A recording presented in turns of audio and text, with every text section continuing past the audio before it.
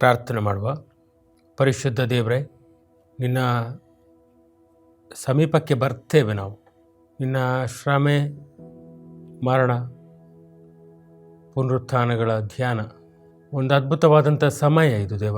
ಇದು ನಮ್ಮ ಜೀವಿತಕ್ಕೆ ಈ ವರ್ಷವು ಕೊಡಲ್ಪಟ್ಟಿದೆ ಮತ್ತು ಈ ಸಮಯದಲ್ಲಿ ನಾವು ನಿನ್ನನ್ನು ಹೆಚ್ಚು ತಿಳಿದುಕೊಳ್ಳಲಿಕ್ಕೆ, ನಿನ್ನನ್ನು ಅನುಭವಿಸಲಿಕ್ಕೆ, ನಿನ್ನೊಟ್ಟಿಗೆ ಹೆಜ್ಜೆ ಹಾಕಲಿಕ್ಕೆ, ನಿನ್ನನ್ನು ಘನಪಡಿಸಲಿಕ್ಕೆ ನಮ್ಮನ್ನು ಉಪಯೋಗಿಸು ಎಂಬುದಾಗಿ ನಿನ್ನನ್ನು ಬೇಡ್ತೇವೆ.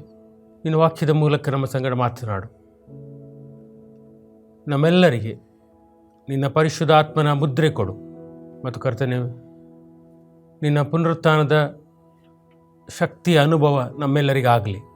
ನೀನು ಕ್ರೂಜೆಯ ಮರಣದಿಂದ ನಮ್ಮೆಲ್ಲರ ಬದುಕಿಗೆ ಕೊಟ್ಟ ವಿಮೋಚನೆಗೆ ನಾವೆಲ್ಲರೂ ಸಾಕ್ಷಿಗಳಾಗುವ ಹಾಗೆ ನೀನು ನಮ್ಮನ್ನು ಉಪಯೋಗಿಸೆಂದು ಕೇಳುತ್ತಾ ನಿನ್ನ ಪಾದಗಳಲ್ಲಿ ನಮ್ಮನ್ನು ಸಮರ್ಪಿಸ್ತೇವೆ. ನಿನಗೆ ಮಹಿಮೆಯಾಗಲಿ. ಆಮೇನ್. ಈ ದಿನದ ಪ್ರಸ್ತಾಪ ಕ್ರಿಸ್ತನ ಹೋರಾಟದ ಪ್ರಾರ್ಥನೆ. ಅದಕ್ಕೆ ಆಧಾರ ವಚನ ಲೂಕನ ಸುವಾರ್ತೆ 22ನೇ ಅಧ್ಯಾಯದ 39ರಿಂದ 46 ವಚನದ ತನಕ. ಲೂಕನ ಸುವಾರ್ತೆ ಅಧ್ಯಾಯ 22 ವಚನ 39ರಿಂದ 46. ಅಲ್ಲಿ ಬರೆದಿರುವ ಮಾತು: ತರುವಾಯ ಆತನು ಹೊರಟು ಪದ್ಧತಿ ಪ್ರಕಾರ ಎಣ್ಣೆ ಮರಗಳ ಗುಡ್ಡಕ್ಕೆ ಹೋದನು. ಶಿಷ್ಯರು ಆತನ ಹಿಂದೆ ಹೋದರು. ಆತನು ಕ್ಲುಪ್ತ ಸ್ಥಳಕ್ಕೆ ಬಂದಾಗ ಅವರಿಗೆ, ನೀವು ಶೋಧನೆಗೆ ಒಳಗಾಗದಂತೆ ದೇವರನ್ನು ಪ್ರಾರ್ಥಿಸಿರಿ ಎಂದು ಹೇಳಿದನು. ಆಮೇಲೆ ಆತನು ಅವರನ್ನು ಬಿಟ್ಟು ಕಲ್ಲೆಸುಗೆಯಷ್ಟು ದೂರ ಹೋಗಿ ಮೊಣಕಾಲೂರಿ, ತಂದೆಯೇ, ನಿನಗೆ ಇಷ್ಟವಿದ್ದರೆ ಈ ಪಾತ್ರೆಯನ್ನು ನನ್ನಿಂದ ತೊಲಗಿಸು, ಹೇಗೋ ನನ್ನ ಚಿತ್ತವಲ್ಲ, ನಿನ್ನ ಚಿತ್ತವೇ ಆಗಲಿ ಎಂದನು. ಆಗ ಪರಲೋಕದಿಂದ ಬಂದ ಒಬ್ಬ ದೇವದೂತನವನಿಗೆ ಕಾಣಿಸಿಕೊಂಡು ಆತನನ್ನು ಬಲಪಡಿಸಿದನು. ಆತನು ಮನೋವ್ಯಥೆಯುಳ್ಳವನಾಗಿ ಇನ್ನೂ ಆಸಕ್ತಿಯಿಂದ ಪ್ರಾರ್ಥಿಸುತ್ತಿರಲಾಗಿ ಆತನ ಬೆವರು ಭೂಮಿಗೆ ಬೀಳುತ್ತಿರುವ ರಕ್ತದ ದೊಡ್ಡ ಹನಿಗಳೋಪಾದಿಯಲ್ಲಿತ್ತು. ಆತನು ಪ್ರಾರ್ಥನೆ ಮುಗಿಸಿ ಎದ್ದು ಶಿಷ್ಯರ ಬಳಿಗೆ ಬಂದು ದುಃಖಭಾರದಿಂದ ಇವರಿಗೆ ನಿದ್ರೆ ಹತ್ತಿರುವುದನ್ನು ಕಂಡು ಅವರಿಗೆ, ನೀವು ನಿದ್ರೆ ಮಾಡುವುದೇನು, ಹೇಳಿರಿ, ಶೋಧನೆಗೊಳಗಾಗದಂತೆ ಪ್ರಾರ್ಥಿಸಿರಿ ಎಂದು ಹೇಳಿದನು ಎಂಬುದೇ. ಕರ್ತನಲ್ಲಿ ನನ್ನ ಪ್ರೀತಿಯ ದೇವಜನರೇ, ಯೇಸು ಸ್ವಾಮಿ ಗೆಸ್ಸೇಮನೆ ತೋಟಕ್ಕೆ ಹೋಗಿ ಪ್ರಾರ್ಥಿಸಿದ್ದನ್ನು ನಾವಿಲ್ಲಿ ಕಾಣುತ್ತೇವೆ. ಈ ಒಂದು ಪ್ರಾರ್ಥನೆಯ ಗೆಸ್ಸೇಮನೆ ತೋಟಕ್ಕೆ ಹೋಗಿ ತನ್ನ ಪ್ರಾರ್ಥನೆ ಮಾಡಿದ್ದನ್ನು ನಾವು ಮತ್ತಾಯ, ಮಾರ್ಕ, ಲೂಕ, ಯೋಹಾನ ಈ 4 ಸುವಾರ್ತಿಕರು ನಮೂದಿಸ್ತಾರೆ. ಮತ್ತು ನಾವು ನೋಡ್ತೇವೆ, ದೇವರು ಪ್ರಕೃತಿ ಮತ್ತು ಪ್ರಕಟಣೆಗಳ ಮೂಲಕ ನಮ್ಮ ಸಂಗಡ ಮಾತಾಡ್ತಾನೆ, ವಾಕ್ಯಗಳ ಮೂಲಕ ಮಾತಾಡ್ತಾನೆ. ಆದರೆ ಇಷ್ಟು ಸಾಲದು. ನಮಗೆ ದೇವರ ವೈಯಕ್ತಿಕ ಅನುಭವ ಆಗಬೇಕಾಗಿದ್ದರೆ ನಾವು ಪ್ರತಿನಿತ್ಯ ದೇವರ ಬಳಿಗೆ ಬರಬೇಕು. ನಾವು ಲೂಕನ ಸುವಾರ್ತೆಯಲ್ಲಿ ನೋಡಿದರೆ 18ನೇ ಅಧ್ಯಾಯದಲ್ಲಿ ಒಂದು ಸಾಮ್ಯವನ್ನು ಹೇಳ್ತಾನೆ ಯೇಸು ಸ್ವಾಮಿ. ಒಬ್ಬ ವಿಧವೆ, ಅವಳ ಅತ್ಯಾಸಕ್ತಿಯ ಪ್ರಾರ್ಥನೆ, ಆ ಒಂದು ದೃಷ್ಟಾಂತವನ್ನು ನಮ್ಮ ಮುಂದಿಟ್ಟು ಆತನು ಹೇಳ್ತಾನೆ, ನಾವು ಪ್ರತಿನಿತ್ಯವೂ ಪ್ರಾರ್ಥಿಸಬೇಕು.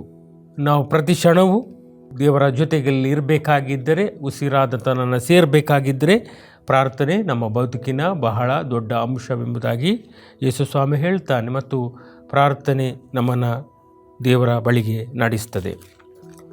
ನಾವು ನೋಡಿದರೆ ಕೀರ್ತನೆಗಳ ಪುಸ್ತಕದಲ್ಲಿ 105ನೆಯ ಕೀರ್ತನೆಯ 4ನೆಯ ವಚನ, ಯೆಹೋವನನ್ನು ಆತನ ಬಲವನ್ನು ಆಶ್ರಯಿಸಿರಿ, ನಿತ್ಯವೂ ಆತನ ದರ್ಶನವನ್ನು ಅಪೇಕ್ಷಿಸಿರಿ. ಯಾವಾಗಲೂ ಒಕೇಶನಲ್ಲೇ ಅಲ್ಲ, ಪ್ರತಿನಿತ್ಯ ದೇವರ ದರ್ಶನವನ್ನು ನಾವು ಮಾಡಬೇಕೆಂಬುದಾಗಿ ಕೀರ್ತನೆಗಾರ ಕರೆ ಕೊಡ್ತಾನೆ. ನಾವು ದೇವರ ಬಳಿಗೆ ಪ್ರತಿ ಕ್ಷಣ ಪ್ರತಿಗಳಿಗೆ ಬರಬೇಕು. ನಾವು ಕೂತಾಗ ಅಥವಾ ಒಂದೊಂದು ಪ್ರಶಸ್ತ ಸಮಯವನ್ನು ದೇವರಿಗೆ ಕೊಟ್ಟು ಅಲ್ಲಿ ಪ್ರಾರ್ಥನೆ ಮಾಡಿದ್ದು ಮಾತ್ರವಲ್ಲ, ಬದಲಾಗಿ ನಮ್ಮ ಕೆಲಸದ ನಡುವೆ, ನಮ್ಮ ಎಲ್ಲ ಕೆಲಸ ಕಾರ್ಯಗಳ ನಡುವೆ ಕೂಡ ದೇವರೊಂದಿಗೆ ಮಾತನಾಡಬೇಕೆಂಬುದನ್ನು ದೇವರ ವಾಕ್ಯ ಸೂಚಿಸ್ತದೆ. ಮತ್ತು ಇಂಥ ಅನುಭವಗಳು ನಿಮ್ಮೆಲ್ಲರಲ್ಲಿ ಅನೇಕರಿಗಾಗಿದೆ. ಪ್ರಾರ್ಥನೆ ಅದು ನಿತ್ಯಕ್ಕೂ ಕೂಡ ದೇವರ ಬಳಿಗೆ ನಮ್ಮನ್ನು ನಡೆಸ್ತದೆ. ಯೋಹಾನ ಸುವಾರ್ತೆಯಲ್ಲಿ ನೀವು ತೆಗೆದು ನೋಡಿದರೆ 16ನೇ ಅಧ್ಯಾಯದಲ್ಲಿ 24ನೇ ವಚನದಲ್ಲಿ ಯೇಸು ಸ್ವಾಮಿ ಹೇಳ್ತಾನೆ. ಯೋಹಾನ ಸುವಾರ್ತೆ 16ನೇ ಅಧ್ಯಾಯ 24ನೇ ವಚನದಲ್ಲಿ, ನೀವು ಇದುವರೆಗೆ ನನ್ನ ಹೆಸರಿನ ಮೇಲೆ ಯಾವುದೊಂದನ್ನು ಬೇಡಿಕೊಂಡಿಲ್ಲ. ಶಿಷ್ಯರಿಗೆ ಹೇಳುವಂಥದ್ದವನು, ಬೇಡಿಕೊಳ್ಳಿರಿ, ನಿಮಗೆ ಸಿಕ್ಕುವುದು. ಆಗ ನಿಮ್ಮ ಆನಂದವು ಪರಿಪೂರ್ಣವಾಗುವುದು. ಬೇಡಿಕೊಳ್ಳಿರಿ, ನಿಮಗೆ ಸಿಕ್ಕುವುದು. ಆಗ ನಿಮ್ಮ ಆನಂದವು ಪರಿಪೂರ್ಣವಾಗುವುದು. ಯಾವಾಗ ನಾವು ದೇವರನ್ನು ಬೇಡಿಕೊಳ್ಳುತ್ತೇವಲ್ಲ, ಆಗ ಅದು ನಮಗೆ ಸಿಗ್ತದೆ ಮತ್ತು ಆ ಪ್ರಾರ್ಥನೆ ನಮ್ಮನ್ನು ಪರಿಪೂರ್ಣ ಸಂತೋಷಕ್ಕೆ ನಡೆಸ್ತದೆ ಎಂಬುದಾಗಿ ಯೇಸುಸ್ವಾಮಿ ತನ್ನ ಶಿಷ್ಯರಿಗೆ ಹೇಳ್ತಾನೆ. ಮತ್ತು ಎಫೆಸ ಪತ್ರಿಕೆಯನ್ನು ನೀವು ತೆಗೆದರೆ, ಪೌಲನು ಎಫೆಸ ಸಭೆಗೆ ಬರೆಯುವಾಗ ಹೇಳ್ತಾನೆ, 6ನೇ ಅಧ್ಯಾಯದಲ್ಲಿ 18ನೇ ವಚನದಲ್ಲಿ ನಮ್ಮ ಪ್ರಾರ್ಥನೆ ಹೇಗಿರಬೇಕೆಂಬುದಾಗಿ ಹೇಳ್ತಾನೆ, ಪವಿತ್ರಾತ್ಮನು ಕೊಡುವ ದೇವರ ವಾಕ್ಯವೆಂಬ ಕತ್ತಿಯನ್ನು ಹಿಡಿಯಿರಿ. ನೀವು ಪವಿತ್ರಾತ್ಮ ಪ್ರೇರಿತರಾಗಿ ಎಲ್ಲ ಸಮಯಗಳಲ್ಲಿ ಸಕಲ ವಿಧವಾದ ಪ್ರಾರ್ಥನೆಯಿಂದಲೂ ವಿಜ್ಞಾಪನೆಯಿಂದಲೂ ದೇವರನ್ನು ಪ್ರಾರ್ಥಿಸಿರಿ. ಪವಿತ್ರಾತ್ಮನೊಂದೊಡಗೂಡಿ ಎಲ್ಲ ಸಮಯ ಕೂಡ ನಾವು ಪ್ರಾರ್ಥನೆಯನ್ನು ಮಾಡಬೇಕು. ಪ್ರಾರ್ಥನೆ ಪ್ರತಿ ನಮ್ಮ ಜೀವನಕ್ಕೆ ಅವಶ್ಯಕ ಎಂಬುದನ್ನು ಪೌಲ ಕೂಡ ಹೇಳ್ತಾನೆ ತನ್ನ ಎಫೆಸ ಸಭೆಗೆ ಬರೆಯುವಾಗ. ನೀವು ಯಾಕೋಬನ ಪತ್ರಿಕೆ ತೆಗೆದರೆ ಅಲ್ಲಿ ಕೂಡ ಈ ಒಂದು ಪ್ರಾರ್ಥನೆಯ ಕುರಿತು ಆತನು ಮಾತನಾಡ್ತಾನೆ. 5ನೇ ಅಧ್ಯಾಯದಲ್ಲಿ 13ನೇ ವಚನದಲ್ಲಿ ನಮ್ಮಲ್ಲಿ ಪ್ರಾರ್ಥನೆ ನಿತ್ಯವಿರಬೇಕೆಂಬಂಥ ಒಂದು ಕರೆಯನ್ನು ಕೊಡ್ತಾನೆ ಆತನು. ನಾವು ಪ್ರಾರ್ಥನೆಯ ಮನುಷ್ಯರು ಎಂಬುದನ್ನು ಆತನು ಸೂಚಿಸ್ತಾನೆ. ನಮ್ಮ ಪ್ರಾರ್ಥನೆ ನಿರಂತರವಾಗಿರಬೇಕು, ಅದು ದೇವರ ಬಳಿಗೆ ನಮ್ಮನ್ನು ನಡೆಸ್ತದೆ ಎಂಬುದಾಗಿ ಅನೇಕ ದೇವಭಕ್ತರು ಕೂಡ ಹೇಳ್ತಾರೆ. ಇಲ್ಲಿ ಯಾಕೊಬ್ಬನು ಕೂಡ ಅದನ್ನು ಹೇಳ್ತಾನೆ. 5ನೇ ಅಧ್ಯಾಯವನ್ನು ತೆಗೆದು ನೀವು ನೋಡಿದರೆ 13ನೇ ವಚನದಲ್ಲಿ, ನಿಮ್ಮಲ್ಲಿ ಬಾಧೆ ಪಡುವವನಿದ್ದಾನೋ, ಸಂಕಷ್ಟದಲ್ಲಿದ್ದೀರೋ, ನೀವು ಚಿಂತೆಯಲ್ಲಿದ್ದೀರೋ, ವೇದನೆಯಲ್ಲಿದ್ದೀರೋ, ಅವನು ದೇವರನ್ನು ಪ್ರಾರ್ಥಿಸಲಿ. ಯಾರೇ ಆಗಲಿ, ಸಮಸ್ಯೆ, ದುಃಖ, ಬೇನೆ, ಬೇಸರಗಳನ್ನು ದಾಟಿ ಹೋಗುವವರು ಕೂಡ ಎಲ್ಲವನ್ನು ಕೂಡ ನಾವು ಮಾಡಬೇಕಂತ ಮೊದಲ ಕೆಲಸ, ಸಮಸ್ಯೆಗಳು ನಮ್ಮ ಮುತ್ತುವಾಗ, ನಮ್ಮ ಚಿಂತೆ ವೇದನೆಗಳು ನಮ್ಮನ್ನು ಆವರಿಸುವಾಗ, ಕಷ್ಟ ಕಣ್ಣೀರುಗಳು ನಮ್ಮ ಬದುಕಿನ ಭಾಗವಾಗುವಾಗ ನಾವು ಪ್ರಾರ್ಥನೆಯಲ್ಲಿ ದೇವರ ಬಳಿಗೆ ಬರಬೇಕು. ಅದೇ ನಮಗೆ ದೊಡ್ಡ ಬಲ ಎಂಬುದಾಗಿ ಯಾಕೊಬ್ಬ ಕೂಡ ಹೇಳ್ತಾನೆ ತನ್ನ ಪತ್ರಿಕೆಯಲ್ಲಿ. ನೀವು 1 ತಿಮೋತಿ ಪತ್ರಿಕೆಯನ್ನು ತೆಗೀರಿ, 2ನೇ ಅಧ್ಯಾಯದ ಅಲ್ಲಿ 1ನೇ ವಚನದಲ್ಲಿ ಹೇಳ್ತಾನೆ, ನಾವು ಯಾರಿಗೋಸ್ಕರ ಪ್ರಾರ್ಥಿಸಬೇಕು? ನಮಗೋಸ್ಕರವ? ಎಲ್ಲರಿಗೋಸ್ಕರ ಪ್ರಾರ್ಥಿಸಬೇಕು. ಎಲ್ಲದಕ್ಕಿಂತ ಮೊದಲು ಮನುಷ್ಯರೆಲ್ಲರಿಗೋಸ್ಕರ ದೇವರಿಗೆ ವಿಜ್ಞಾಪನೆಗಳನ್ನು, ಪ್ರಾರ್ಥನೆಗಳನ್ನು, ಮನವಿಗಳನ್ನು, ಕೃತಜ್ಞತಾ ಸ್ತುತಿಗಳನ್ನು ಮಾಡಬೇಕೆಂದು ಬೋಧಿಸ್ತೇನೆ.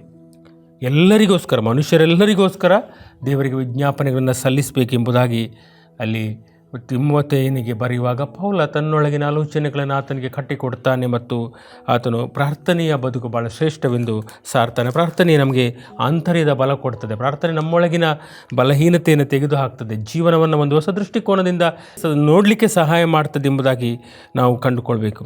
ನಾವು ಒಂದು ವೇಳೆ ಪ್ರಾರ್ಥನೆಯಲ್ಲಿ ಇಲ್ಲದಿದ್ದರೆ ಅಥವಾ ಅದು ನಮ್ಮ ಜೀವನದ ಆಲೋಚನೆಗಳಾಗದಿದ್ದರೆ ಏನಾಗ್ತದೆ ಎಂಬುದಾಗಿ ಹೇಳ್ತಾನೆ ನೋಡಿ. 42ನೇ ಕೀರ್ತನೆ ತೆಗೆದರೆ ನೀವು 5 ಮತ್ತು 6ನೇ ವಚನಗಳಲ್ಲಿ, ನನ್ನ ಮನವೇ ನೀನು ಕುಗ್ಗಿ ಹೋಗಿರುವುದೇನು? ಕೀರ್ತನೆಗಾರನು ತನಗೆ ತಾನು ಹೇಳಿಕೊಳ್ತಾನೆ, ತನಗೆ ನಾನು ಸಂತೈಸಿಕೊಳ್ತಾನೆ, ನನ್ನ ಮನವೇ ನೀನು ಕುಗ್ಗಿ ಹೋಗಿರುವುದೇನು? ಕಷ್ಟ, ದುಃಖ, ಬೇನೆ, ಬೇಸರಗಳ ನಡುವೆ ದಾಟಿ ಹೋಗುವಾಗ ತನ್ನ ಮನಸ್ಸಿಗೆ ಆತನು ಹೇಳಿಕೊಳ್ಳು, ಹೀಗೆ ವ್ಯಥೆ ಪಡುವುದೇಕೆ?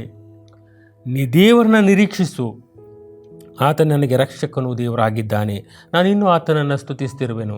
ನನ್ನ ದೇವರನ್ನು ನಿರೀಕ್ಷೆ ಮಾಡುತ್ತೇನೆ ಮತ್ತು ದೇವರನ್ನು ಒಂದು ಹೊಸ ಸಂಬಂಧಕ್ಕೆ, ಹೊಸ ಅರ್ಥಕ್ಕೆ, ಹೊಸ ಬಲಕ್ಕೆ, ಹೊಸ ನಿರೀಕ್ಷೆಯ ಜೀವನಕ್ಕೆ ನಡೆಸ್ತಾನೆ ಎಂಬುದಾಗಿ ಕೀರ್ತನೆಗಾರ ಹೇಳ್ತಾನೆ. ಅದರಿಂದಾಗಿ ನಮ್ಮ ಇಡೀ ಬದುಕಿನ ಯಾನದಲ್ಲಿ ದೇವರೊಂದಿಗಿನ ಸಂಬಂಧ ಪ್ರಾರ್ಥನೆಯಲ್ಲಿ ಹೆಚ್ಚು ಬಲಗೊಳ್ಳುತ್ತದೆ ಎಂಬುದನ್ನು ನಾವು ತಿಳ್ಕೊಳ್ಬೇಕು. ಕರ್ತನಲ್ಲಿ ನನ್ನ ಪ್ರಿಯ 142ನೇ ಕೀರ್ತನೆ ನೀವು ತೆಗೆದು ನೋಡಿದರೆ ಮೊದಲ 2 ವಚನಗಳು, 142ನೇ ಕೀರ್ತನೆಯಲ್ಲಿ ಮೊದಲ 1 ಮತ್ತು 2ನೇ ವಚನಗಳು, ಅಲ್ಲಿ ಕೀರ್ತನೆಗಾರನು ಹೇಳ್ತಾನೆ, ದಾವೀದನು ಹೇಳ್ತಾನೆ, ನಾನು ಯೆಹೋವನಿಗೆ ಮೊರೆ ಇಡುವೆನು, ನಾನು ದೇವರಿಗೆ ಪ್ರಾರ್ಥಿಸ್ತೇನೆ, ಯೆಹೋವನಿಗೆ ಕೂಗಿ ಭಿನ್ನಯಿಸುವೆನು, ದೇವರ ಮುಂದೆ ನನ್ನ ಭಿನ್ನಹಗಳನ್ನು ಸಲ್ಲಿಸ್ತೇನೆ, ನನ್ನ ಚಿಂತೆಗಳನ್ನು ಆತನ ಮುಂದೆ ಬಿಚ್ಚುವೆನು, ನನ್ನ ಚಿಂತೆಗಳನ್ನು ಆತನ ಮುಂದೆ ತಂದು ನಾನು ಬಿಚ್ಚಿಡ್ತೇನೆ, ನನ್ನ ಕಷ್ಟವನ್ನು ಆತನಿಗೆ ಅರಿಕೆ ಮಾಡುವೆನು, ನನ್ನ ಕಷ್ಟಗಳನ್ನು ಆತನೊಂದಿಗೆ ನಾನು ತಿಳಿಸಿಕೊಡ್ತೇನೆ, ನಾನು ಎಲ್ಲವನ್ನು ಕೂಡ ದೇವರ ಮುಂದೆ ಇಟ್ಟು ಬಿಡುಗಡೆಯ ಬದುಕನ್ನು ನಡೆಸ್ತೇನೆ ಎಂಬುದಾಗಿ ಹೇಳ್ತಾನೆ. ಕರ್ತನಲ್ಲಿ ನನ್ನ ಪ್ರಿಯರೇ,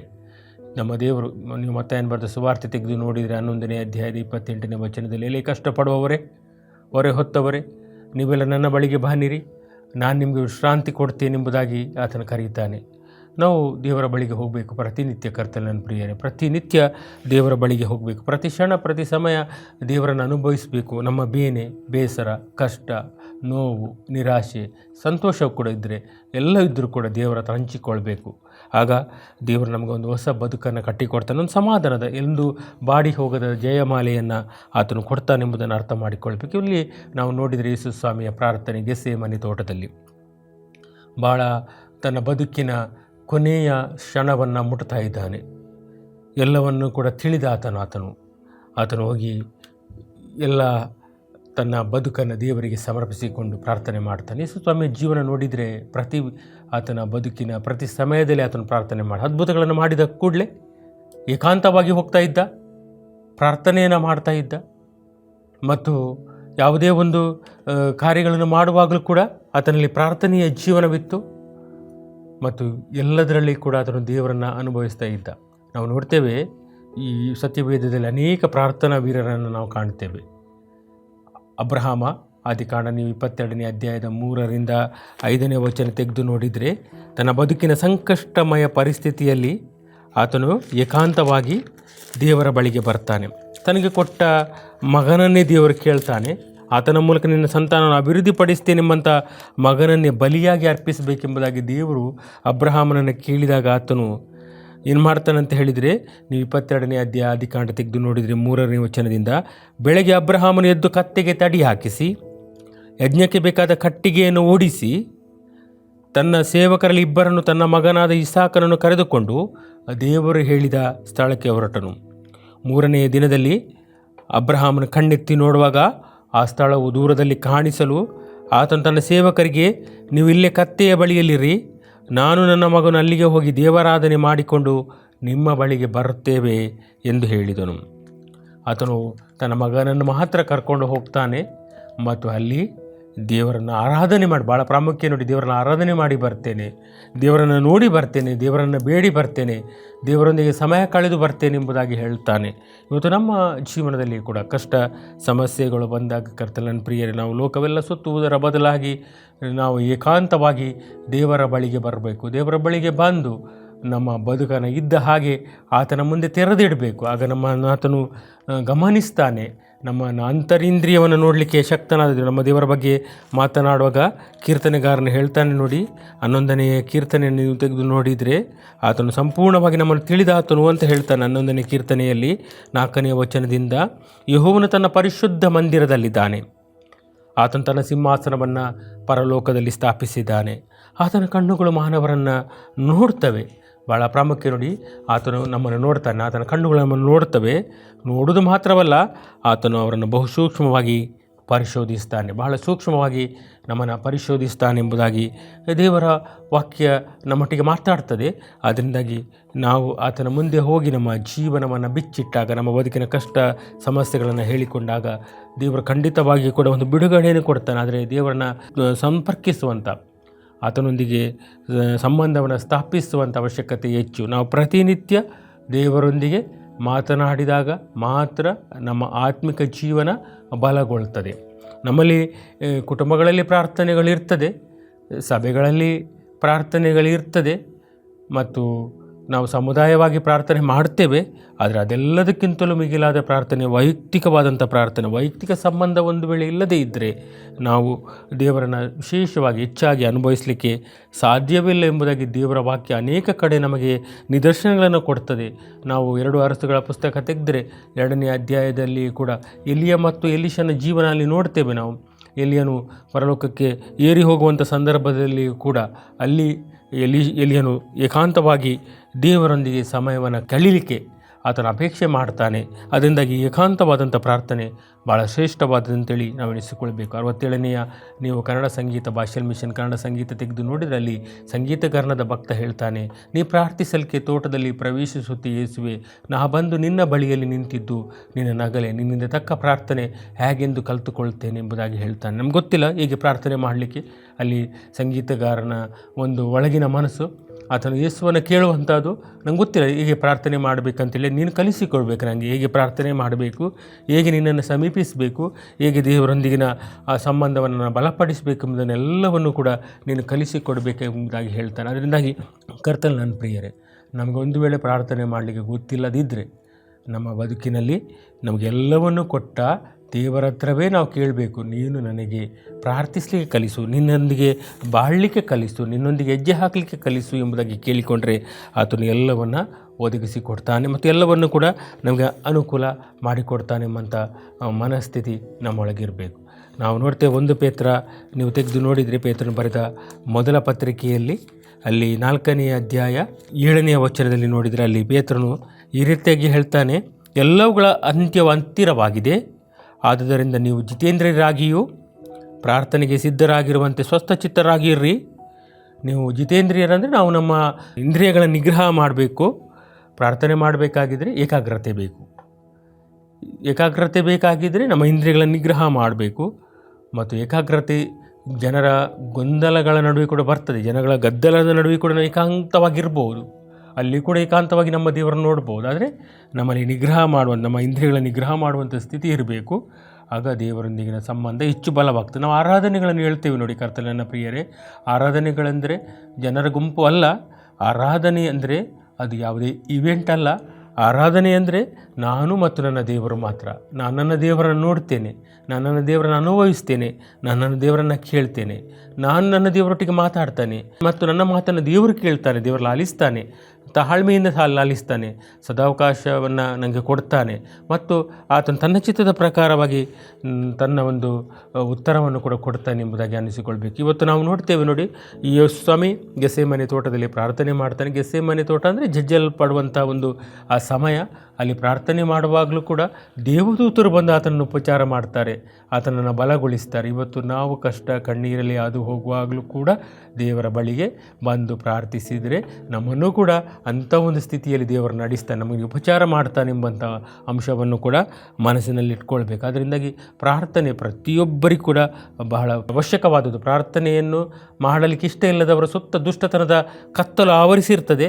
ಅದರಿಂದಾಗಿ ಆ ದುಷ್ಟತನದ ಕತ್ತಲು ನಮ್ಮನ್ನು ಆವರಿಸಿದ ಹಾಗೆ ಪ್ರತಿನಿತ್ಯ, ಪ್ರತಿ ಕ್ಷಣ, ಪ್ರತಿಗಳಿಗೆ ನಾವು ದೇವರ ಬಳಿಗೆ ಪ್ರಾರ್ಥನೆಯಲ್ಲಿ ಬರಬೇಕೆಂಬುದಾಗಿ ದೇವರ ವಾಕ್ಯ ಕರೆ ಕೊಡ್ತದೆ. ಹೋರಾಟದ ಪ್ರಾರ್ಥನೆ ಯೇಸುಸ್ವಾಮಿ ಅಂಥದ್ದು ಭಾಳ ಕಷ್ಟ ಇತ್ತು. ಬದುಕನ್ನು ಆತನಿಗೆ ಅಲ್ಲಿ ಎದುರಿಸಲಿಕ್ಕೆ ಸಾಧ್ಯ ಆಗ್ತಾ ಇಲ್ಲ. ಅದಕ್ಕೆ ಆತನು ಹೇಳ್ತಾನೆ, ಈ ಪಾತ್ರೆ ನನ್ನನ್ನು ಬಿಟ್ಟು ತೊಲಗಿ ಹೋಗಲಿ, ಇದರಲ್ಲಿ ನನಗೆ ಕುಡಿಲಿಕ್ಕೆ ಆಗುವುದಿಲ್ಲ ಅಂತ ಹೇಳ್ತಾನೆ. ಸೈತಾನ ಶೋಧನೆ ಕೊಡ್ತಾನೆ ಕರ್ತನ ಪ್ರಿಯರೇ.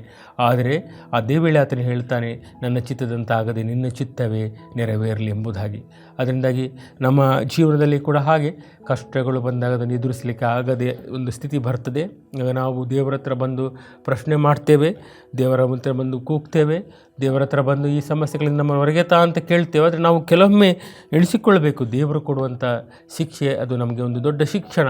ನಮ್ಮ ಬದುಕನ್ನು ಪುನರ್ರೂಪಿಸಲಿಕ್ಕೆ, ನಮ್ಮ ಬದುಕನ್ನು ಬಲಗೊಳಿಸಲಿಕ್ಕೆ, ಆತನಲ್ಲಿ ಸ್ಥಿರವಾಗಿ ನಿಲ್ಲಲಿಕ್ಕೆ ಕೆಲವೊಮ್ಮೆ ಶಿಕ್ಷೆಗಳನ್ನು ಕೊಡ್ತಾನೆ ಎಂಬುದನ್ನು ಕೂಡ ನಾವು ಅರ್ಥೈಸಿಕೊಂಡು ಅದನ್ನು ಎದುರಿಸಲಿಕ್ಕೆ ಆತನೊಳಗಿನ ಬಲವನ್ನು ನಾವು ಬೇಡಬೇಕೆಂಬುದಾಗಿ ನಾವು ಅರ್ಥ ಮಾಡಿಕೊಳ್ಬೇಕು. ನಾವು ನೋಡ್ತೇವೆ ಕ್ರೂಚಿಯಲ್ಲಿ ಕೂಡ ಯೇಸು ಸ್ವಾಮಿ ಪ್ರಾರ್ಥನೆ ಮಾಡ್ತಾನೆ, ನನ್ನ ದೇವರೇ ಯಾಕೆ ನನ್ನನ್ನು ಕೈ ಬಿಟ್ಟಿದ್ದೀ ಎಂಬುದಾಗಿ ಪ್ರಾರ್ಥನೆ ಮಾಡ್ತಾನೆ. ಆ ಪ್ರಾರ್ಥನೆ ದೇವರು ಕೇಳಲಿಲ್ಲ. ಆ ಪ್ರಾರ್ಥನೆಗೆ ದೇವರು ಪುರಸ್ಕಾರ ನೀಡಲಿಲ್ಲ. ದೇವರು ತನ್ನ ಸ್ವಂತ ಮಗನನ್ನು ಕೈ ಬಿಟ್ಟನು.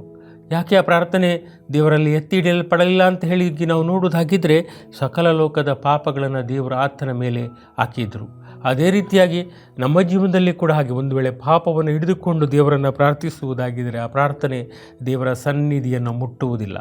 ನಾವು ದೇವರ ಮುಂದೆ ಮಾಡುವಂಥ ಪ್ರಾರ್ಥನೆ ದೇವರ ಪಾದ ಸನ್ನಿಧಿಯನ್ನು ಮುಟ್ಟದೆ ನಾವು ನಿರರ್ಥಕರಾಗಿ ನಾವು ಸಮಸ್ಯೆಗಳನ್ನು ಹೊತ್ತುಕೊಂಡು ನಿಲ್ಲಬೇಕಾಗ್ತದೆ. ಅದರಿಂದ ನಾವು ದೇವರ ವಾಕ್ಯವನ್ನು ಹಿಡಿದುಕೊಂಡಾಗ, ದೇವರ ವಾಕ್ಯ ಓದಿದಾಗ, ಪ್ರತಿನಿತ್ಯ ದೇವರ ವಾಕ್ಯವನ್ನು ನಾವು ಧ್ಯಾನಿಸಿದಾಗ, ದೇವರ ವಾಕ್ಯ ನಮಗೆ ಕನ್ನಡಿಯಾಗಿ ನಿಂತು ಯಾವುದು ತಪ್ಪು ಯಾವುದು ಸರಿ, ಹೇಗೆ ಜೀವಿಸಬೇಕೆಂಬಂಥ ಮಾರ್ಗದರ್ಶನ ಮಾಡ್ತದೆ. ಮತ್ತು ಆ ವಾಕ್ಯವನ್ನೇ ಬಲವಾಗಿ ಹಿಡಿದು ಪ್ರಾರ್ಥಿಸುವಾಗ ಮಾತ್ರ, ಪಾಪದ ಜೀವನಕ್ಕೆ ಬೆನ್ನು ಹಾಕಿದಾಗ ಮಾತ್ರ ನಮ್ಮ ದೇವರ ಮುಂದೆ ನಾವು ಮಾಡುವಂಥ ಪ್ರತಿಯೊಂದು ವಿಜ್ಞಾಪನೆಗಳು ಕೂಡ ನಮಗೆ ಆತನ ಚಿತ್ತದ ಪ್ರಕಾರ ಅತ್ಯಮೂಲ್ಯವಾದಂಥ ಫಲಗಳನ್ನು ಕೊಡಲಿಕ್ಕೆ ಶಕ್ತವಾಗ್ತದೆ. ಅದರಿಂದಾಗಿ ನಾವು ನಮ್ಮ ಬದುಕಿನಲ್ಲಿ ಒಂದಿರಲಿ, ಹೇಗೆ ಹೋಗಿ ನಾವು ದೇವರ ಮುಂದೆ ಜೀವಿಸುವಾಗ ಹೇಗೋ ಜೀವಿಸಲಿಕ್ಕೆ ಆಗೋದಿಲ್ಲ. ಒಂದು ನಿಯಮ ಉಂಟು, ಆ ನಿಯಮದ ಪ್ರಕಾರವೇ ಜೀವಿಸಬೇಕು. ಮತ್ತು ಆ ದೇವರ ಮುಂದೆ ಬಂದು ನಾವು ಹೇಗೋ ಬದುಕಬೇಕಂತ ಹೇಳಿ ತಿಳಿಲಿಕ್ಕೂ ಕೂಡ ಸಾಧ್ಯವಿಲ್ಲ. ಆ ನಿಯಮ, ಆ ಚೌಕಟ್ಟು ಅದನ್ನು ಮೀರಲಿಕ್ಕೆ ಖಂಡಿತ ಸಾಧ್ಯ ಇಲ್ಲ. ಯೇಸು ಸ್ವಾಮಿ ನೋಡಿ, ಆತನ ಜೀವಿತದಲ್ಲಿ ದೇವರು ಹಾಕಿಕೊಟ್ಟಂಥ ಆ ಚೌಕಟ್ಟನ್ನು ಮೀರಲೇ ಇಲ್ಲ. ಪ್ರತಿಯೊಂದರಲ್ಲಿ ಕೂಡ ಆತನು ದೇವರನ್ನು ಮಹಿಮೆ ಪಡಿಸಲಿಕ್ಕೆ ತನ್ನನ್ನು ಉಪಯೋಗಿಸಿಕೊಂಡ. ಪ್ರತಿ ಕಾರ್ಯ ಮಾಡುವಾಗಲೂ ಕೂಡ ದೇವರ ಹತ್ರ ಬಂದು ಮಾರ್ಗದರ್ಶನ ಬೇಡಿದ. ಪ್ರತಿ ಅದ್ಭುತಗಳನ್ನು ಮಾಡುವಾಗಲೂ ಕೂಡ ಆತನು ತನ್ನನ್ನು ಹೆಚ್ಚಿಸಿಕೊಳ್ಳಲಿಕ್ಕೆ ಮಾಡಲಿಲ್ಲ, ಬದಲಾಗಿ ದೇವರನ್ನು ಮಹಿಮೆ ಪಡಿಸಲಿಕ್ಕೆ ಮಾಡಿದ. ಆ ಎಲ್ಲ ಸಮಯದಲ್ಲಿ ದೇವರ ಉತ್ತರ ಆತನಿಗೆ ಸಿಕ್ಕಿತು. ಆತನಲ್ಲಿ ಕಪಟವಿರಲಿಲ್ಲ, ಕಲ್ಮಶವಿರಲಿಲ್ಲ, ಒಳಗೊಂದು ಹೊರಗೊಂದು ಇರಲಿಲ್ಲ. ಅದರಿಂದಾಗಿ ಆತನ ಪ್ರಾರ್ಥನೆ ಪ್ರತಿ ಬಾರಿ ದೇವರ ಸನ್ನಿಧಿಯನ್ನು ಮುಟ್ತಾ ಇತ್ತು. ಆದರೆ ಸ್ಕ್ರೂಜೆಯಲ್ಲಿ ಆತನು ಪ್ರಾರ್ಥನೆ ಮಾಡಿದಾಗ ಆತನ ಕಲ್ಮಶದಿಂದ ತುಂಬಿದನು, ನಮ್ಮೆಲ್ಲರ ಪಾಪಗಳಿಂದ ತುಂಬಿದನು.